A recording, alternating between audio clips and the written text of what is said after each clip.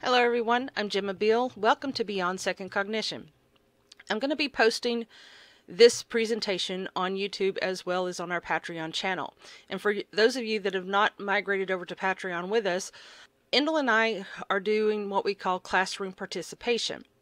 And what that entails is that as we're doing our own contemplation, we will assign a classroom assignment for others to do their research and come to their own conclusions and share, so we could all have different perspectives to consider. So this presentation is called Nostalgia as a Psychological Weapon. And what I want to talk about is some of the questions that are floating around about this whole Kavanaugh-Dr. Ford situation. Is the question, why was actress Alyssa Milano at the hearing, one, and why was she sitting there angry stone face right behind Judge Kavanaugh? And that's one of the points that I contemplated today. I want to share my thoughts with what kind of came through on my contemplation about it and share that with you guys and throw out some psychological areas to study for you to study, like I'm going to be doing as well. We all know in advertising, a lot of large companies like to use celebrities as their spokespeople for their companies. And the reason that they do this, and this is straight from marketing principles, and it's easily found if you do your research into principles of marketing. They tend to use celebrities because people have this obsession with the cult of personality, which is what Endel and I are trying to avoid, which is why we have pen names.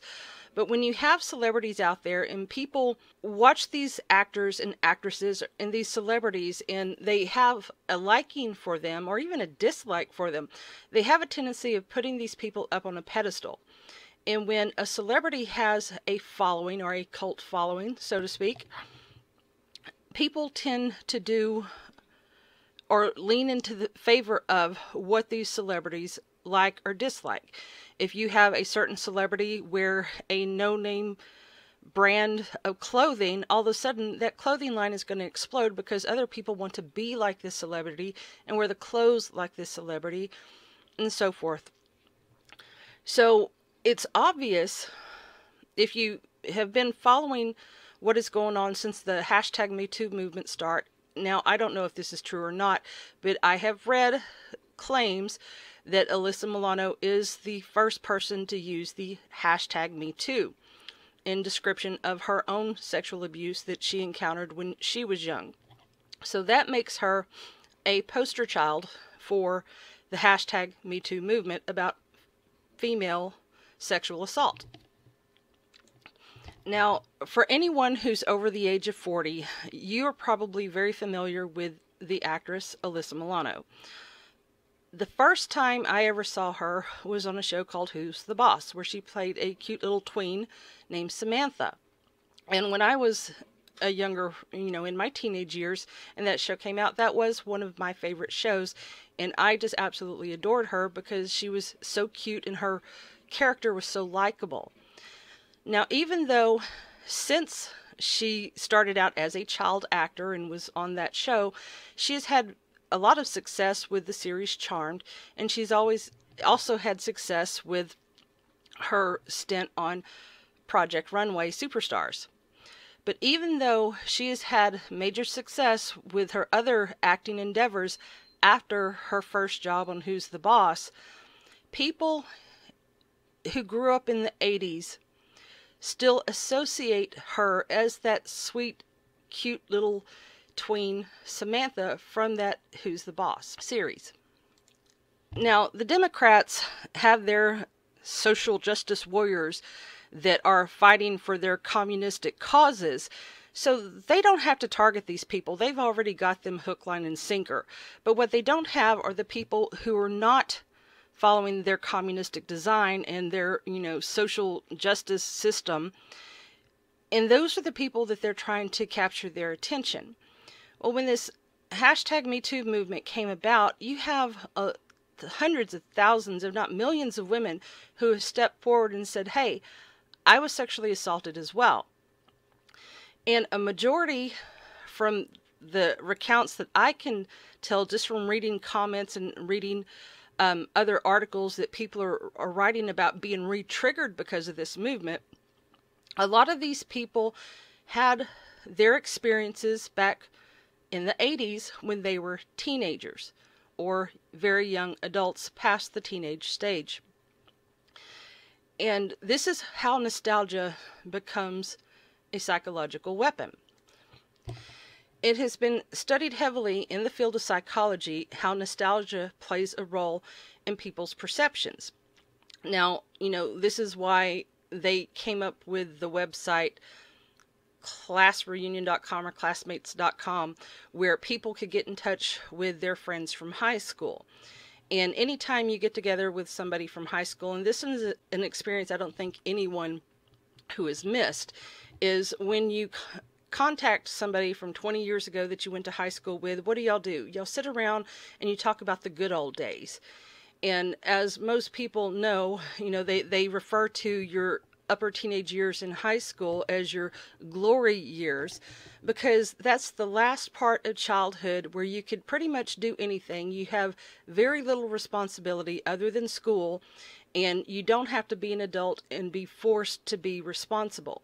So the last 4 years of high school are pretty much everyone's favorite time of their lifetime. And, for me personally, I prefer music from that era. And when I listen to it, it takes me back to that time, which was a pretty decent time. I'm glad I grew up in the 80s. It was pretty cool. But a lot of people live in those nostalgic memories. And that includes the icons of that period. When you ask somebody who is in their 40s or 50s that grew up in that time, you ask them who their favorite band is, most likely they're going to name a band that was popular at that time, even though that band still no longer makes music at this time. So when you take that psychological study of people's nostalgia and how it affects their life now and how it affects their perceptions, you could understand why, if this area, they're already targeting women who have been sexually assaulted to back Dr. Ford and to, what's the word I'm looking for? Tear down Judge Kavanaugh. And it's like I said in my last podcast, that they know that a person that's been sexually assaulted can easily be triggered by their emotions of the sexual assault. And when they find themselves angry again at their abuser and they can't directly go after their abuser, they will gladly use a surrogate. And this has been studied in depth within the field of psychology. Well, when you take that as one aspect and you take the nostalgic aspect, and everybody who grew up in that time probably watched Who's the Boss and probably saw cute little Alyssa Milano and had some kind of fond thoughts of her. So she becomes that teenage icon for the person. If the person, watched that show and liked that character, and then you couple that with their abuse, they're going to see this person as something that takes them back to that nostalgic stage. And they're going to wrap their emotional state around that nostalgic state. And when you couple that with the adult Alyssa Milano sitting right behind Judge Kavanaugh in the hearings, and everybody knows that she was there for Dr. Ford's side, not Kavanaugh. And every time you look at that testimony, you're sitting there listening to Kavanaugh, but you're looking at a very angry Alyssa Milano. Now, when you put all of those together, you can clearly see how they are using nostalgia also as a psychological weapon. Now, there are many studies that have been conducted into people's faces and people's facial expressions and how other people respond to those expressions.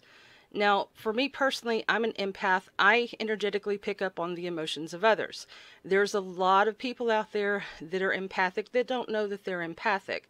But even if you take away the energetic aspect, it has been studied heavily in the field of psychology that people are also sensitive to body language. And angry facial expressions, if witnessed long enough, can also make someone angry. So, like I said, you have Judge Kavanaugh giving his presentation in the way that the angle of the camera that we're seeing as we're watching this always pretty much has an angry face Alyssa Milano right behind him. And when people react to angry faces, that's what they respond to, in kind, by the same emotion.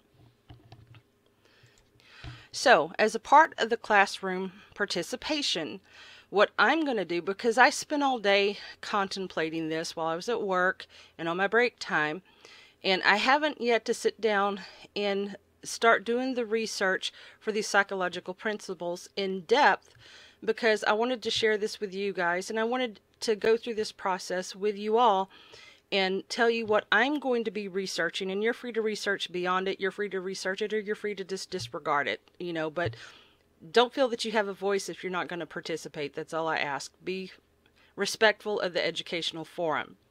So what I'm going to research is marketing and the use of celebrities. I'm going to research nostalgia, how it is related to memory and emotions. I'm going to research facial expressions and how other people are active or reactive to facial expressions, and also how people are active or reactive to body language. And you know, there's a lot of questions that I had before me, which I've kind of shared with you guys. Okay, why did they have Alyssa Milano there? Why did they sit her directly behind Kavanaugh, where she is always in that camera angle along with Judge Kavanaugh? What is the purpose for it? And when you research this stuff, you come to your own conclusions. You know, I could totally be full of shit on this. I'm willing to admit that. But once I do my research, we'll see if it's plausible. I want to thank everyone for joining us. I want to especially thank those who have come over to the Patreon channel with us. For those of you who are not over at Patreon, feel free to put your participation here if you choose to participate. For those of you that are over at Patreon, I'm also going to post this over there, and we could do our participation over there. I want to thank everyone. Stay the course, and don't give up on yourself.